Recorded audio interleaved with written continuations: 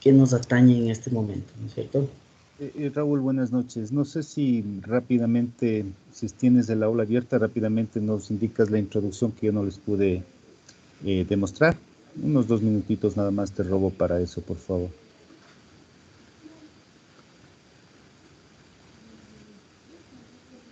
Ya, está aquí. Eh, sí, ¿tú mismo o yo les...? Dígalo. Ya, entonces subámosle un poquito arriba. Entonces, esta es nuestra aula virtual. Yo espero que para el día de mañana todos tengan ya el acceso completo.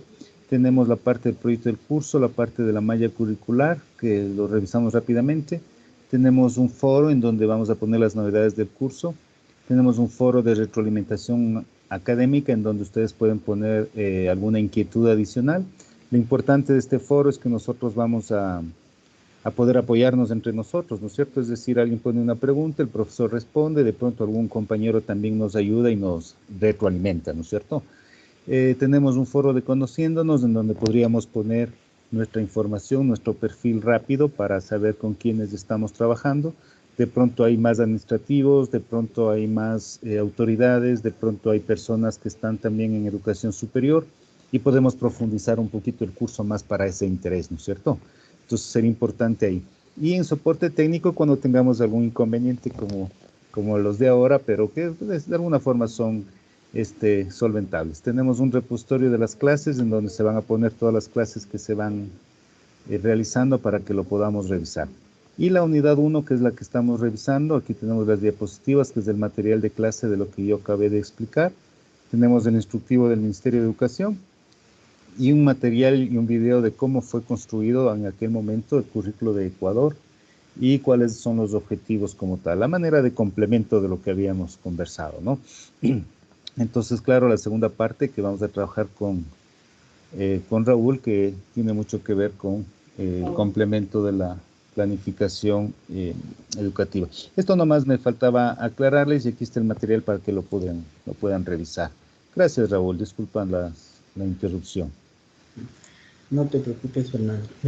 Bueno, como les decía, y para ganar tiempo, ya nos iremos conociendo al transcurrir de los días. Vamos a empezar con la parte que nos compete. Quienes ya tengan acceso al aula pueden, como bien dijo Fernando, ir revisando los contenidos que se les propone cada día. Y en sí, les voy a explicar una partecita también del curso que parece importante. Cada una de las clases va a tener 4 secciones o 3 en su defecto, como es en esta ocasión. Va a haber la sección de exposición en la cual estarán los materiales que se les comparten y que son de carácter obligatorio, que los van a tener que analizar. Y de igual forma tenemos la sección de rebote, en la cual está un material complementario, ¿no es cierto? Entonces, apelando a su curiosidad y a su afán y a su anhelo de aprender sobre las temáticas que vamos a tratar, están estos componentes que no siempre se los van a revisar en la sesión de rebote, pero que queda para que bajo su criterio y su disponibilidad de tiempo los revise, ¿no? Y en ese sentido, también existe la sección de comprobación, siempre, ¿no? Cuando sea menester hacerlo, por ahí hay una o dos clases en las que no ocurrirá, siempre va a haber una sección de evaluación, ¿no es cierto? Es importante saber que todos los procesos que competen al ser humano y que tienden a obtener un beneficio para el ser humano, tienen que ser evaluados, ¿no es cierto? Para, en base a esa evaluación, corregir los procesos y destacar o reforzar lo que haga falta y asimismo pues poder hacer que de, el nuevo ciclo de formación, porque eso es lo que es la educación, un ciclo formativo, se ajuste a las necesidades y al cambio que siempre se presentan en estos procesos, ¿no? Entonces, así va a estar constituida nuestras clases, cada día habrá por lo menos estas 3 secciones, o por ahí se colocará una sección de construcción en la que hagamos algún tipo de foro, etcétera, etcétera. Luego, al finalizar, tanto Fernando como mi persona les indicaremos la actividad evaluada de esta primera clase, en la cual Fernando ha propuesto un foro, ya les explicará qué hacer, y yo propuse una pequeña tarea, ¿no? Entonces, vamos a empezar pues analizando rápidamente lo que es la investigación educativa, ¿no? Yo tengo aquí los fuentes y lo vamos a revisar, ¿no? Entonces, Buenas noches. buenas, Buenas noches. sí, buenas Aló, noches. hola. Sí, digan, No, no me sale, no puedo, no avanzo a ver nada de lo que está enseñando. pero eso ya puede ser un problema de su conexión. Asegúrese de que a lo mejor otros dispositivos no estén empleando el internet mientras damos el curso, porque yo estoy compartiendo No, la... nadie está. Se ve, Fernando, mi pantalla. Ayúdame, amigo. Sí, Raúl, yo sí lo puedo ver. No Ya. sé si algún otro compañero tiene ese problema. Puede ser un tema de conectividad, ¿no es Sí, cierto? sí, sí, sí. Puede ser un tema de conectividad, entonces le rogamos ahí que las recomendaciones que las dio Fernando dura el curso, durante la horita que dura el curso, tratar de que el menor número de dispositivos se conecten a internet en sus hogares, ¿no es cierto? En los lugares que se encuentren. Entonces vamos a partir desde esta reflexión, ¿no? Pues la práctica pedagógica de un maestro debe relacionar el ser con el conocer, con el construir, con el hacer, ¿no es cierto? Construyendo así un nuevo rol del maestro. Esto implicaría pues tomar como punto de partida y de llegada el desarrollo de actividades o actitudes investigadoras en los actuales y los nuevos maestros. Entonces miren aquí la gráfica que se presenta a la derecha habla bastante, ¿no? La educación nace a partir de la investigación, ¿no? La investigación es la raíz de todo el conocimiento humano, ¿sí? Bien sabido es que la investigación se entiende como un proceso sistemático, ¿no es cierto?, de búsqueda de información, búsqueda de algo nuevo, ¿sí? Entonces, en ese sentido, la investigación, al igual que la educación, ¿no?, es un conjunto de actividades intencionales, sistemáticas, organizadas, secuenciales, que permiten el descubrimiento y la intervención a partir de los conocimientos actuales, la consecución de conocimientos nuevos, ¿no es cierto? En realidad ese es el proceso que ha conllevado a que existan los procesos educativos y que se genere nuevo conocimiento, ¿no? La investigación es un aspecto importante y lo vamos a revisar en cuanto a la investigación educativa de manera rápida, ¿no? Entonces, la investigación educativa se la puede concebir desde dos puntos de vista, ¿no? El primer punto de vista es, como lo acabamos de decir, la investigación trabajando para crear nuevo conocimiento, ¿sí? Entonces, como ya lo mencionamos también, es un conjunto de acciones sistemáticas, ¿no? No es cualquier conjunto de acciones, es un conjunto de acciones sistematizadas, organizadas, secuenciales, etcétera, etcétera, que tienen como objetivo, en base a un trabajo a un esquema de trabajo, pues pueden analizar la realidad educativa organizando los conocimientos actuales, sistematizándolos y en base a eso se pueden modificar, ¿no es cierto? Es decir, construir nuevos conocimientos. En realidad la investigación es importante y por eso al menos quienes laboramos en el sector de la educación superior, sabemos que las entidades, nuestras IES, nuestras instituciones de educación superior, pues están muy orientadas ahora a lo que es la producción científica, ¿sí? A que el docente no sea solamente el típico docente de aula, sino que sea un docente investigador y produzca, ¿no es cierto? Produzca a través de la síntesis de la bibliografía que existe, de los conocimientos actuales, genere nuevos conocimientos y eso va a servir siempre para el avance de las ciencias, ¿no es cierto? El propósito de la investigación educativa en este enfoque es pues adquirir conocimientos analizando de manera crítica los significados anteriores del tema de estudio, es decir, los conocimientos actuales y lo anterior, ¿no es cierto? Ayudando al sujeto a adoptar una actitud reflexiva eh, en cuanto a la realidad educativa, ¿no? Ahí está mal, es una Z que se ha ido por demás, es en cuanto a la realidad educativa. Entonces, las características de la investigación educativa en este contexto, pues de hecho, si lo hacemos bien, si seguimos el método científico y hacemos los análisis correctos, los experimentos correctos, lo que tengamos que hacer, nos va a llevar de hecho a descubrir algo nuevo, ¿no es cierto? A conseguir aportes investigativos, nueva ciencia, ¿no es cierto? Nuevos conocimientos. Permite también el desenvolvimiento autónomo. Quien aprende a leer, quien aprende a investigar, pues puede generar su propio conocimiento, ¿no es cierto? Genera las condiciones metacognitivas adecuadas, aprende a estudiar, ¿no es cierto? Quien lee solo y se autorregula, Por eso siempre nos han dicho, ¿no?, que la lectura es un pilar importante para la educación. Entonces, todo proceso de investigación empieza con eso, ¿no? La revisión de la bibliografía, del estado del arte, dicen, ¿no es cierto? Pero eso está en los libros, está en las publicaciones actuales que uno analiza y en base a eso puede ver los faltantes de ir generando un poco de conocimiento, ¿no?, que es el hecho principal de la investigación, ¿sí? Entonces se obtiene, como nos indica aquí, de diferentes formas, ¿no? Conocimientos previos, investigaciones anteriores, eso va a generar pues nuevas ideas, nuevos conceptos a través de diversos medios, etcétera, etcétera, ¿sí? Entonces, pues la investigación educativa se refiere en este contexto, ¿no?, a la producción de nuevo conocimiento científico concerniente al hecho social de traspaso de conocimiento denominado educación. Si lo pensamos muy racionalmente y sistemáticamente, eso es la educación, ¿no es cierto? Es el traspaso de todo el cúmulo de conocimientos que el ser humano ha abarcado durante toda su evolución. Y aparte de eso, la investigación en base al método científico que tiene aquí sus 5 pasitos, ¿no? La observación, la hipótesis, la experimentación, la conclusión y la publicación de resultados, permite justamente este último punto hacer eso, ¿no?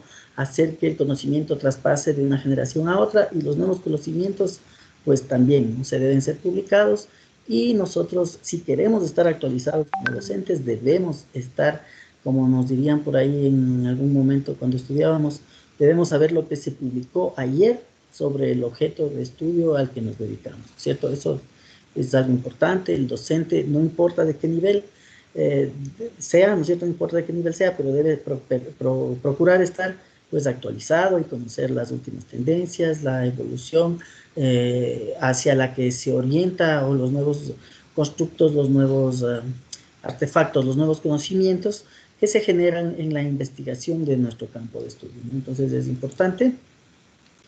Y bueno, aquí estas diapositivas las tienen ustedes colgadas ahí en el aula, como vieron, y aquí está simplemente un enlace que les voy a mostrar así de manera rápida, no vamos a ahondar, que nos lleva a la página del Ministerio de Educación, en la cual habla sobre investigación educativa. Aquí se cargó, solo para que vean que el enlace funciona. Entonces sería importante revisar esto, sobre todo quienes laboramos en nivel medio. Aquí están, ¿no?, las líneas de investigación, ya las vamos a revisar porque están en las diapositivas, etcétera, etcétera. Pero aquí nos habla más profundamente de un asunto que ya vamos a tratar, de la investigación externa, la interna, la mixta, etcétera, etcétera. Sería importante entonces revisar este material. Volvámonos a la presentación, ¿sí? Entonces, en el otro sentido, ¿no?, la investigación educativa puede ser vista también como el estudio científico que nos permite analizar la rigurosidad, como dice aquí, ¿no es cierto?, la objetividad, la eficiencia, la situación y los efectos de las acciones e intervenciones educativas. Entonces, en este sentido, la investigación educativa en su segundo enfoque, como nos dice aquí, nos sirve para medir la precisión, los alcances, si alcanzamos los objetivos, si somos eficaces, etcétera, etcétera, en cuanto a la aplicación de nuestros planes curriculares, ¿no es cierto? ¿Sí? Las propuestas de proyectos de investigación en sistemas educativos pueden ser formuladas por estudiantes, ¿no?, por docentes, autoridades educativas, funcionarios públicos, investigadores independientes, organismos internacionales, ONGs, nacionales o extranjeras, ¿no es cierto? Entonces, puede ser, pues, como se denota aquí, la investigación educativa para corregir, para mejorar los planes curriculares, que es lo que nos interesa, puede ser propuesta por casi todas las personas que nos dedicamos a investigación, ¿sí? Entonces, miren, el Ministerio de Educación, a través de la normativa de fomento de la investigación en el Sistema Nacional de Educación, establece 3 figuras por las cuales se puede proponer investigación educativa, ¿no? De esta que pretende medir los alcances de nuestras planificaciones curriculares, que son las que nos interesan, ¿sí? Estas figuras son la investigación interna, la investigación externa y la investigación mixta. Siendo que la investigación interna son las que se desarrollan por el Ministerio de Educación, ¿no es cierto? Y puede estar compuesto de 3 aspectos. Investigaciones definidas por la Dirección Nacional de Investigación Educativa, las investigaciones solicitadas por cualquier otra unidad dentro del Ministerio de Educación, o aquellas investigaciones establecidas por convenio con otras entidades en las que se empleen recursos como financiamiento, infraestructura, etcétera, etcétera, de la del Ministerio de Educación. Entonces, cualquier tipo de investigación educativa que le involucre de alguna forma al Ministerio de Educación y a la Dirección Nacional de Investigación Educativa está en el contexto de las investigaciones internas. Las investigaciones externas las realizan pues con investigaciones que se hacen sin financiamiento o sin recursos del Ministerio de Educación, ¿cierto? Investigaciones independientes, ¿sí? O que sean distintas a las mencionadas en el artículo anterior, ¿sí? Asimismo, todos los productos que se generen de la investigación deberán entregar al Ministerio de Educación, se deberán entregar al Ministerio de Educación y se incluirá en el catálogo general de investigaciones de esta Dirección Nacional de Investigación Educativa, pues para que sean reconocidas como investigaciones en el marco de la investigación educativa del país, así no cuenten con el financiamiento o la infraestructura del Ministerio de Educación, los productos, ¿no es cierto?, las publicaciones alcanzadas con estas investigaciones externas deben ser registradas y avalizadas por el Ministerio de Educación y se incluyen en este catálogo de investigaciones de la Dirección Nacional de Investigación Educativa. Entonces, lo que se presentaba en la página web del Ministerio, ¿no? Esto está tomado de ahí. Son, como siempre, es importante conocer las áreas y las líneas de investigación en las que podemos realizar investigación, valga la redundancia, en el contexto de la investigación educativa. Entonces tenemos, miren, estas líneas de investigación. Puede ser, la primera es área de desarrollo profesional, ¿no? Y en ella pues tenemos estos 4 o 5 acápites que podemos pues analizar, ¿no? Siendo importante de pronto, miren, la sectorización, ascensos y transferencias de figuras profesionales. Podríamos plantear en base a investigación y comparándolo con, como nos dice, ¿no?, la investigación, que hay que revisar lo que sea, las buenas prácticas, que hay que revisar la literatura, que hay que revisar el estado del arte. Podríamos hacer, por ejemplo, un análisis del sector Sudamérica, de pronto se me ocurre, Mercosur, no sé, y en base a eso plantear, hablando del punto 5, ¿no?, plantear de pronto una nueva recategorización docente, ¿no es cierto? ¿Por qué no? Se podría hacer, ¿no es cierto?, en el sentido de la investigación, ¿sí? Vamos a ir analizando esto, no analizándolo, sino revisándolo rapidito. Otra línea de investigación, área de educación y trabajo. Entonces, miren, podemos aquí ya hablar sobre la orientación vocacional y el bachillerato, y el bachillerato, transición efectiva entre técnica y mercado laboral. Ahí se puede investigar, ¿no es cierto?, qué ocurre ahí, ¿sí? Continuidad de los estudios del bachillerato, educación superior, se puede, obviamente, ese es un tema muy álgido, y saber qué pasa en la transición, ¿no?, del bachillerato a la educación superior, segregación territorial del bachillerato técnico y efectos sobre el mercado laboral, según el territorio, según el conglomerado de personas, y según, ¿cómo se llama esto?, la sectorización, ¿sí? Se puede pues plantear, analizar para ver qué carreras de pronto sirven más, como dice aquí en el bachillerato técnico, en qué zona, en la zona 3, en la zona 2, en la zona 1, dependiendo, ahí se puede investigar, ¿no? Nos está dando las ideas de las investigaciones que se pueden emprender, ¿ok? Sobre el área de efectividad escolar, ¿sí? Análisis de efectividad de nuestros planes curriculares, ¿no es cierto? Entonces, miren el punto 8, el currículo educativo y efectos escolares, ¿no? Evaluación, efectividad del docente, podemos pues plantear, ¿no?, en base a las técnicas y a las orientaciones curriculares que cada docente o un grupo de docentes practica, se puede plantear, analizar y ver qué tan efectivo es ese docente, ¿no es cierto? En realidad hay bastante tela de la cual cortar en esta situación de las áreas y líneas de investigación para educación, ¿sí? Entonces miren también la gobernanza, ¿no?, la gestión escolar para quienes son directivos de las instituciones, ¿no? Podemos hacer investigaciones sobre dotación de recursos escolares, ¿no? Gestión de unidades operativas, gestión de clima, inclusive bienestar escolar, ¿no es cierto? Proyectos integradores, segregación escolar, etcétera, etcétera. Les estoy mostrando que hay algunos aspectos sobre los cuales se puede investigar en lo que se refiere a la educación, ¿no? Miren, en situaciones ya de inclusión, ¿no?, educación especial, lo que implicaría de pronto adaptaciones curriculares, de lo que ya habló Fernando, un tema delicado, consumo de drogas, situaciones de violencia, educación para la sexualidad, etcétera, etcétera, ¿no? Como enfoques transversales tenemos otras líneas de investigación que son, miren, la educación inclusiva, interculturalidad, educación ambiental, gestión de riesgos, lo que son los ejes transversales que deben ahora ser canalizados e incluidos de manera transversal, valga la redundancia, en nuestros currículos, ¿no es cierto? ¿Sí? Finalmente, no constituyen actividades de investigación educativa aquellas que persigan, como dice aquí, fines comerciales, ¿no es cierto?, con fines de lucro, o que quieran promocionar algo o publicitar, ¿sí? Aquí termina esta diapositiva.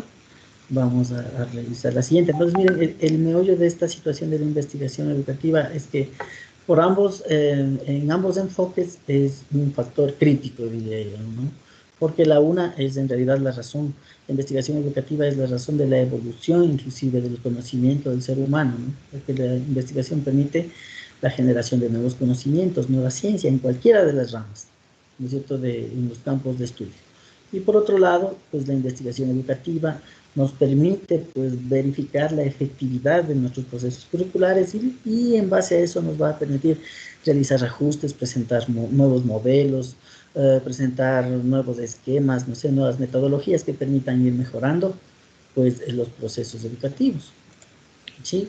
Vamos a revisar asimismo de manera rápida ya una pequeña introducción a lo que es, pues, nuestra programación curricular. Y vamos a partir de una pequeña reflexión, ¿no es cierto? Todos hemos seguramente escuchado alguna vez Alicia en el País de las Maravillas, lo hemos leído o hemos visto las obras de cine que se han hecho o de teatro, ¿no?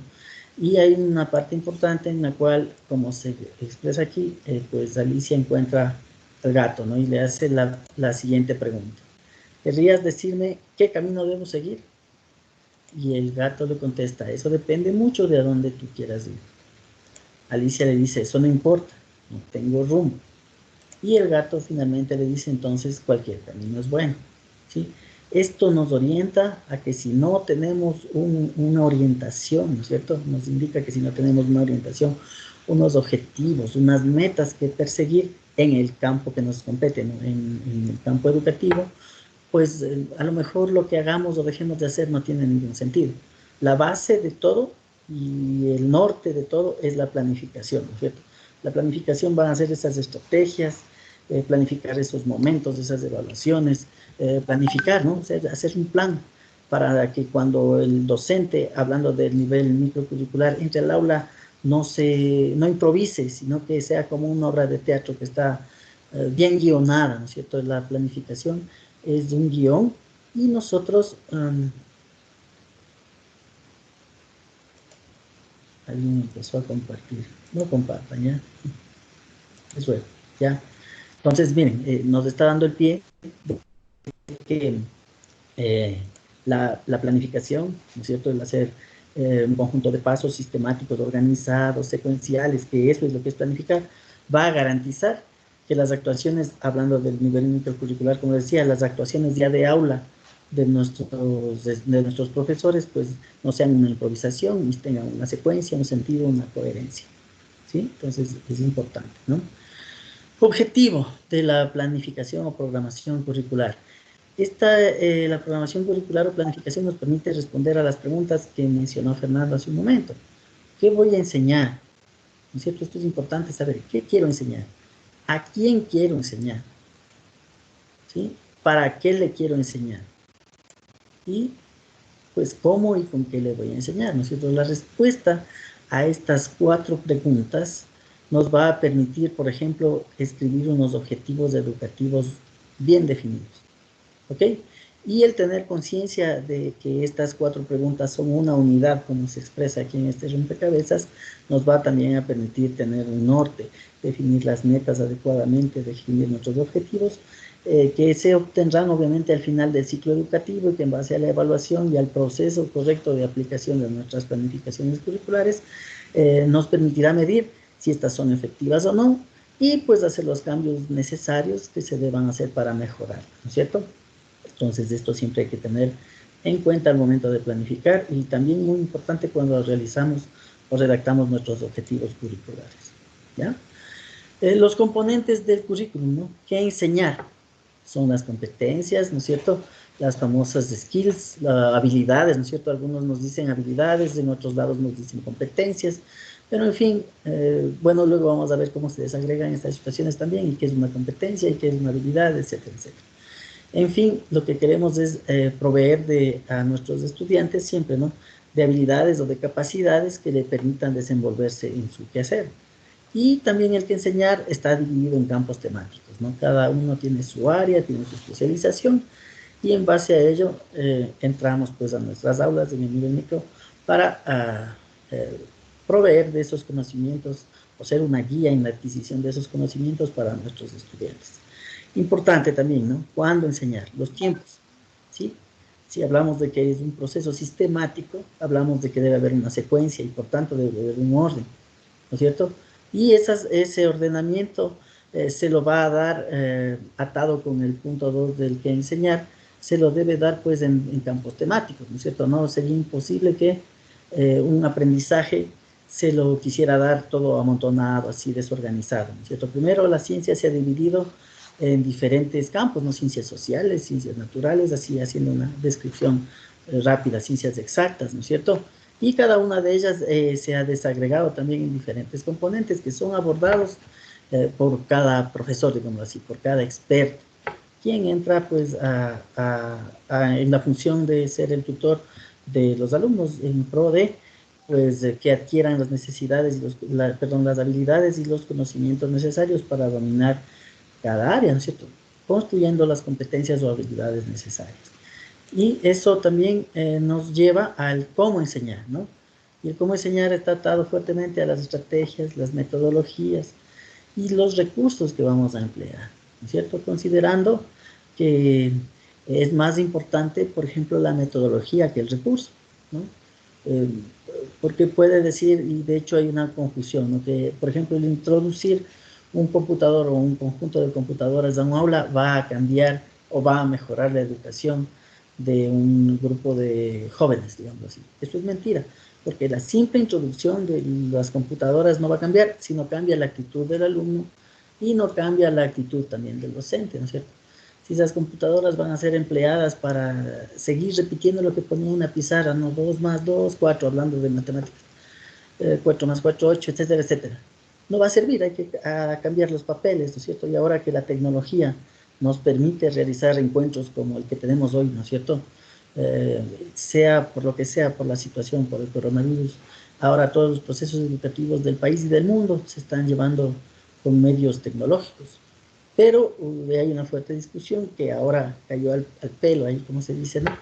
Cayó exacto en el punto, porque no solamente es suficiente con tener el Internet, por ejemplo, si no cambiamos las metodologías y no adoptamos metodologías que sí las hay, ¿no? Hay metodologías probadas, unas mejores que otras, para realizar educación virtual. Si no aplicamos eso, si no orientamos nuestros procesos educativos hacia allá, pues el Internet solo no nos va a servir, ¿no es cierto? Hay que tener aquí mucho cuidado. ¿Y qué, cómo y cuándo evaluar? ¿Sí? Entonces hay un sistema de instrumentos de evaluación. Ustedes saben que hay la evaluación diagnóstica, la formativa y la sumativa. 3 momentos, ¿no es cierto? Que hay que llevar adecuadamente, considerando todo lo anterior, y eso nos va a permitir, pues, valorar si nuestros procesos educativos, nuestros procesos de planificación curricular, inclusive los procesos de aula, se están llevando de la mejor manera o están proveyendo o están cumpliendo las metas para las que son diseñadas, ¿cierto? ¿Por qué esas opciones en el qué, cuándo y cómo enseñar y evaluar? Pues porque nosotros debemos basarnos en situaciones sociales, ¿no? Nosotros tenemos que propender, sin importar en qué nivel educativo estemos trabajando, que los individuos que formamos pues sean un aporte a la sociedad, ¿no es cierto? Si lo pensamos bien, en cualquier nivel, eso es lo que estamos haciendo, ¿no es cierto? Sean personas que vayan a cumplir alguna labor en la sociedad y que son el futuro de nuestro país, ¿no es cierto? También, hablando de los contenidos, hablamos de la epistemología, ¿no es cierto? La parte conceptual, la parte de pronto, sí, esa es la palabra conceptual de todas las ciencias, ¿no? La base.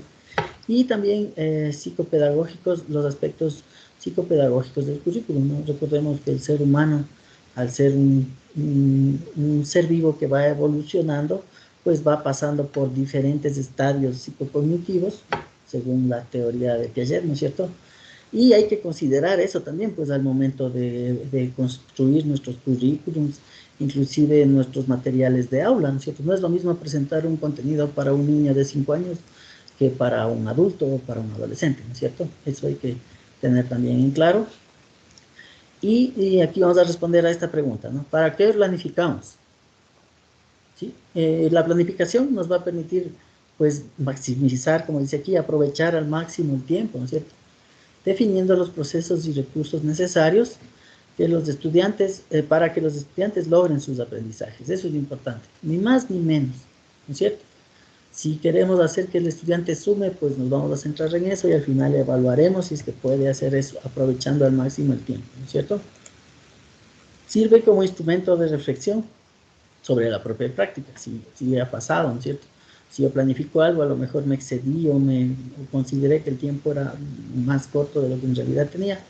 Al final, pues veremos qué pasó, ¿no? Para hacer las correcciones necesarias, ¿sí? Entonces, sí sirve para analizarnos nosotros mismos desde un punto de vista evaluativo, ¿sí?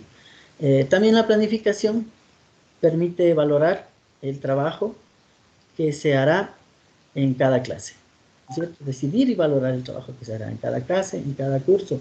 Si llegamos, recuerden que, bueno, ahora ya no exigen, ya no nos piden, ¿no? Pues, tal vez en algún lugar sí lo harán, al plan de clase, ¿no es cierto? Plan de clase son las 3 o 4 hojitas en la cual usted plantea con minutos, ¿no es cierto? O planteaba con minutos qué actividades va a hacer, su planificación en el aula, ¿no es cierto? Su guión, su obra, ¿no es cierto? Entonces, eso, como dijimos en un comienzo, va a hacer que el docente no entre a improvisar, ¿no es cierto? Sí se nota, hemos tenido profesores, he tenido también la experiencia de en algún momento, sí, pero no debemos llegar a ese punto. Si hacemos bien las cosas, debemos llegar a orquestar, como les digo, inclusive cada hora, ¿no es cierto? Con minutos, ¿qué voy a hacer y qué voy a hacer? En el desarrollo de una clase, ¿no? Y ahora, ¿por qué no lo hacemos? ¿Por qué no hacemos la planificación? Pues porque muchas veces no sabemos cómo hacerlo, ¿no es cierto? Es verdad, y por eso estos procesos de formación por la experiencia y de lo poquito que se conoce, pues ir conversando e ir tratando de mostrarles inclusive algunos tips, algunas situaciones que nos permiten realizar nuestra planificación de manera sencilla. ¿Okay? Y también es cierto que existe una mala disposición, tanto del docente como de todos los actores en el proceso pedagógico.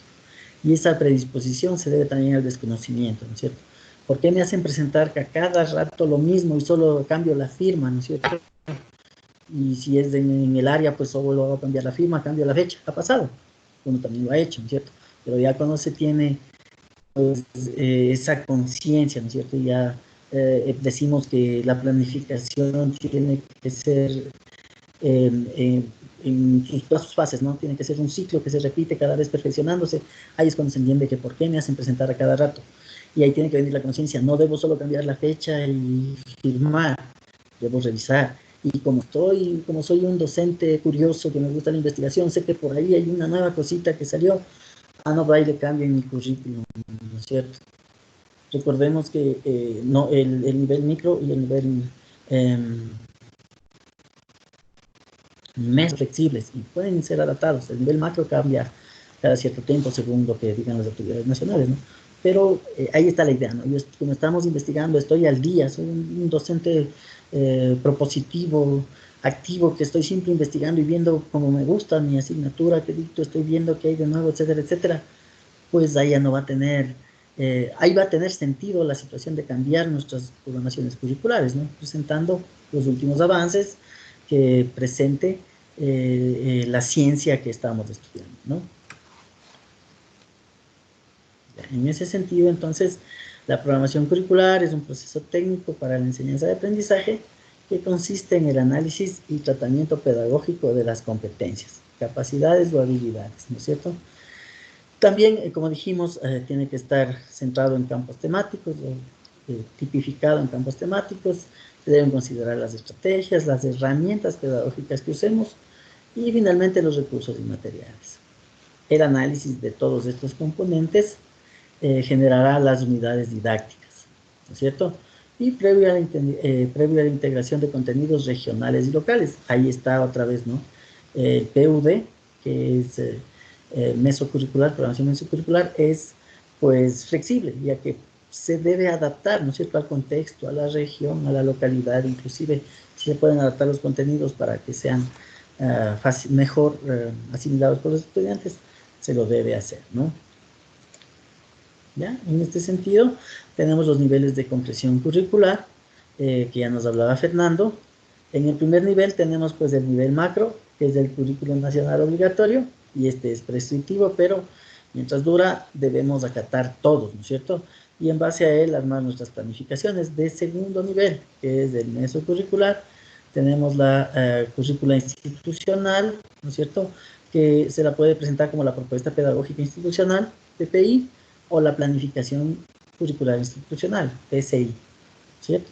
Ya es flexible y esta programación se puede ya adaptar, como dijimos en el slide anterior, a las necesidades del contexto, de la región, del lugar, inclusive de rural o urbano en el que se vaya, pues a aplicar nuestros planes, ¿no? El tercer nivel ya es el nivel en el que llegamos pues de pronto al aula, es el microcurricular, es el currículo de aula justamente, y pues es el PCA, ¿no es cierto?, el plan curricular anual, y tenemos también las unidades microcurriculares, perdón, y es también flexible, ¿no? En aula aún más el docente sabe con qué personas trabaja y en base a eso puede ir adaptando los contenidos que se presentan a sus estudiantes, ¿no? Entonces, el primer nivel, como ya lo mencionó Fernando también, lo regula pues la Autoridad Educativa Nacional, el Ministerio de Educación. El segundo nivel ya es una situación que se construye pues en el centro, ¿no es cierto?, en el instituto, en el colegio. Y lo realizan las autoridades en compañía de los docentes o no, ¿no es cierto? Ideal, inclusive nos decían por ahí alguna vez, es que aquí participara hasta los padres de familia, un representante estudiantil, pero bueno, ese es un escenario que en algún lugar se dará, en otro no se dará, pero bueno, en nuestro medio creo que sigue siendo algo utópico. Y el nivel microcurricular ya es el que desarrollamos nosotros como docentes, ¿no es cierto?, en el cual definimos, pues como dijimos, el guión de inclusive cada hora de nuestras clases, ¿no?, de cada encuentro con nuestros estudiantes. Importantes los tres y atados en un orden lógico, secuencial, una unidad atómica, etcétera, etcétera. ¿Sí? Entonces, la programación anual, ¿no?, es un instrumento flexible, susceptible y que puede ser reajustado, ¿no? Es flexible. Permite incorporar elementos de la realidad local, regional, del contexto, al trabajo de la currícula del aula. Entonces, nosotros recibimos un PUD, ¿no es cierto?, programación unidad didáctica, propuesta por el Ministerio de Educación, pero nosotros tenemos la labor inclusive de adaptarlo, ¿cierto? Debemos adaptarlo a nuestro contexto, si es que hiciera falta. En esta programación anual se formulan los campos temáticos a ser desarrollados durante todo el año escolar. Permite distribuir, graduar y dosificar, lo cual es importante, ¿no?, los temas previstos en el PPI y en el PCI a través de los meses que dure el año, durante el periodo escolar, ¿no?, durante el periodo lectivo. PPI, pues como dijimos antes, es la propuesta pedagógica institucional y el PCI es la planificación curricular, ¿no? La unidad didáctica, por otra parte, es un conjunto organizado, como todos estos instrumentos curriculares, ¿no?, secuenciado y con sentido lógico, coherente, ¿no es cierto?, de competencias, capacidades, campos temáticos que corresponden a un espacio pedagógico de aprendizaje relativamente completo, un tema, ¿no es cierto? Un tema debe estar desarrollado en una unidad didáctica. Es la unidad básica de la programación. Entonces, la unidad de aprendizaje también, ¿qué es? ¿No es cierto? Es una forma de programación en las que las actividades de área o las áreas giran en torno a un eje, ¿no es cierto? Las competencias, capacidades, valores, habilidades, etcétera, etcétera. Su diseño también es responsabilidad del docente y los estudiantes, participan indistintamente en todas las actividades. Ya, entonces, en el pasar de los días, vamos a ir viendo a profundidad cómo se hace esta unidad didáctica, cómo se hace el PCI, con unos talleres que están por ahí orientados dentro de, no sé, no recuerdo bien, unos 10 días, dentro de unos 10 días haremos esta situación, ¿no? Pero como parte introductoria, esto es lo que hemos preparado el día de hoy. Yo simplemente antes de darle la palabra de nuevo a Fernando, les voy a indicar qué tienen que hacer aquí en esta tareita, ¿sí? Importancia de la planificación en educación. Todos, quiera o no, ya trabajamos, tenemos una idea, hemos hecho, aunque sea una planificación curricular, si hemos tenido la oportunidad de hacer un PUD o ayudar en la construcción de un PCI, sabemos de qué trata. Y tenemos, pues, un criterio para informar por qué la planificación en educación es importante. Entonces, cada uno desde su propia experiencia, ¿no? Va a poner aquí su idea, ¿ok? Va a poner una idea agregando entregas cada uno, va a poner su idea de por qué opina que la planificación en educación es importante. Para eso, verán que solo una idea es un párrafo, ¿no? Es un párrafito, unas 4 o 5 líneas para poder leer, en el cual nos respondan a esta pregunta, ¿no? ¿Por qué la planificación en educación es importante? Y justifiquen la respuesta. Es un párrafo pequeño. Para ello se pueden apoyar, para mi tarea, aquí en la sección de rebote, en la importancia de planificar. Es un documentito de 2 hojitas que sintetiza un artículo que encontré del año pasado en el cual nos hablaban de la importancia de planificar. Si les hace falta lo pueden leer y responden a la importancia, porque estoy seguro que todos en su experiencia tienen ya una visión clara sobre lo que, la importancia que tiene la planificación en educación, ¿sí? En este punto, Fernando, no sé si tú, antes de pasar al foro abierto, explicas de qué trata tu tarea. Gracias, Raúl, compañeros, nuevamente buenas noches. No, debido a la inconveniencia que tuvimos al inicio para manejar aquello, lo vamos a manejar el día de mañana la actividad con mi parte. Ya. Más bien contigo, Raúl. Ya, perfecto. Entonces, esa tarea ya la vamos a reprogramar. Tú mañana la vas a indicar. No sé si hay alguna, porque ya se acabó la sesión de hoy, no sé si hay alguna situación que queramos conversar, alguna inquietud, alguna sugerencia de parte de los compañeros. Buenas noches. Sí, buenas noches. Buenas noches, mi nombre es Rita Vega, soy docente de la Unidad Educativa de la República de Bolivia, docente tanto de educación básica como de bachillerato. La pregunta es la siguiente: en todas las diapositivas que tuvo la fineza de explicarlas, pues yo solamente veía competencias.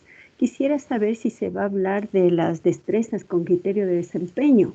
Eso es lo que quisiera ver, si se va a topar esa parte. Muchas gracias, eso es todo. Sí, efectivamente. Esta era solo una parte introductoria. Sí, cuando les mencionaba lo de las competencias, les decía habilidades, destrezas.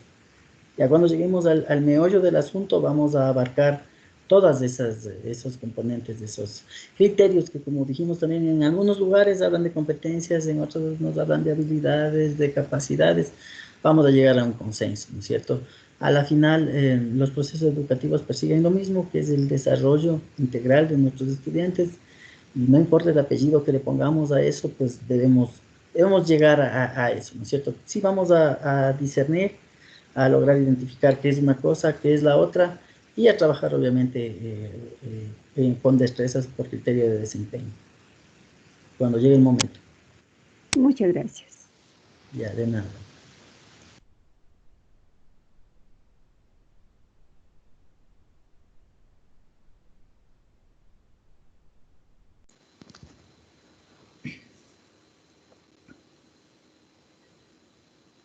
Bien, bueno, si no hay inquietudes, esperaríamos que el día de mañana todos tengamos el acceso ya al aula virtual y a sus recursos.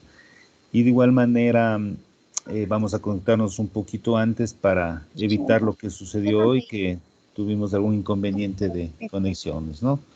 Si no hay inquietudes, por favor, cuídense mucho. Quedaríamos así por el día de hoy. Hasta el día de mañana, por favor. Gracias, hasta mañana. Listo, Ya, si no hay muy amable. inquietudes, hasta mañana, por favor, cuídense mucho. Nos vemos Gracias, mañana. gracias. Suerte. Suerte a Gracias. todos. Nos vemos. Cuidarás. Bueno, muchas gracias por Gracias, hasta estar